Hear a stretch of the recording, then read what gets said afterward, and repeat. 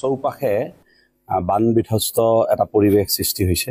প্ৰথমতে বানাক্ৰান্ত ৰাইজৰ যি অৱস্থা তাৰ ফলত ছাত্ৰ ছাত্ৰীসকলৰ যি বিগত বৰ্ষসমূহৰ যিটো অভিজ্ঞতা, এই অভিজ্ঞতাই ছাত্ৰ ছাত্ৰীসকলক যথেষ্ট ক্ষতি কৰাৰ আমাৰ অভিজ্ঞতা আছে।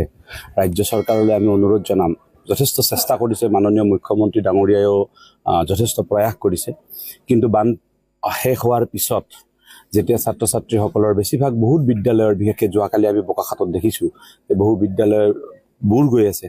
তো এই বিদ্যালয়বিলাকত থকা কিতাপবোৰ, পাঠ্যপুথিবোৰ নিশ্চিতভাৱে নষ্ট হ'ব, যাতে বান শেষ হোৱাৰ লগে লগে ছাত্ৰ ছাত্ৰীসকলে পাঠ্যপুথিখিনি পায় বা বানে ক্ষতিগ্ৰস্ত কৰা বিদ্যালয়সমূহখিনি যাতে অতি সোনকালে মেৰামতিৰ ব্যৱস্থা কৰে, তাৰ কাৰণে অসম চৰকাৰক প্ৰথম আহ্বান জনাইছোঁ। আৰু কি ক'ব, ইয়ালৈ আহিছে ধেমাজিলৈ, আপোনালোকে বহুত কি কেনেধৰণৰ আলোচনা হোৱাৰ মতন আছে? আজিৰ এই বৈঠকত আমি ধেমাজি জিলা প্ৰাথমিক শিক্ষক সন্মিলনীৰ নতুন সমিতি গঠন হ'ব, প্ৰথম কথা। দ্বিতীয় কথাটো হ'ল যে ইয়াৰ জৰিয়তে আমি ৰাজ্যিক অধিৱেশনলৈকে ইয়াৰ পৰা কিছু প্ৰস্তাৱ যাব।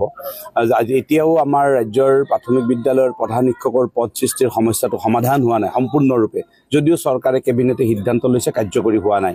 দ্বিতীয়তে আপোনাৰ স্নাতক শিক্ষকৰ গেট পে'ৰ সমস্যা আছে, ঠিকাভিত্তিক শিক্ষকসকলৰ নিয়মীয়াকৰণৰ প্ৰসংগটো আছে। বাৰে বাৰে আমি ৰাজ্য চৰকাৰক দেখিছোঁ যে ৰাজ্য চৰকাৰে এবাৰ হয় ছাৰ বাইদেউসকল, আজিৰ পৰা সদৌ অসম প্ৰাথমিক শিক্ষক সন্মিলনীৰ ধেমাজি জিলাৰ বাৰ্ষিক অধিৱেশন আৰম্ভ হৈছে আৰু এই বাৰ্ষিক অধিৱেশনত আমাৰ সদৌ অসম প্ৰাথমিক শিক্ষক সন্মিলনীৰ সম্পাদক প্ৰধান ৰাতুল চন্দ্ৰ গোস্বামী ডাঙৰীয়াও উপস্থিত আছিল আৰু গোস্বামী ডাঙৰীয়াই জনোৱা মতে ধেমাজি জিলাৰ বাৰ্ষিক অধিৱেশনত ৰাজ্যৰ নিম্ন প্ৰাথমিক বিদ্যালয়ৰ শিক্ষক কৰ্মচাৰীসকলৰ সমস্যা, যেনে ৰাজ্যৰ প্ৰতিখন বিদ্যালয়তে প্ৰধান শিক্ষকৰ পদ সৃষ্টি আৰু ৰাজ্যৰ নিম্ন প্ৰাথমিক বিদ্যালয়ত কৰ্মৰত শিক্ষক কৰ্মচাৰীসকলৰ কৰ্তন কৰা গ্ৰেড পে ঘূৰাই অনা সন্দৰ্ভতো বহুকেইটা সিদ্ধান্ত গ্ৰহণ কৰা হয়।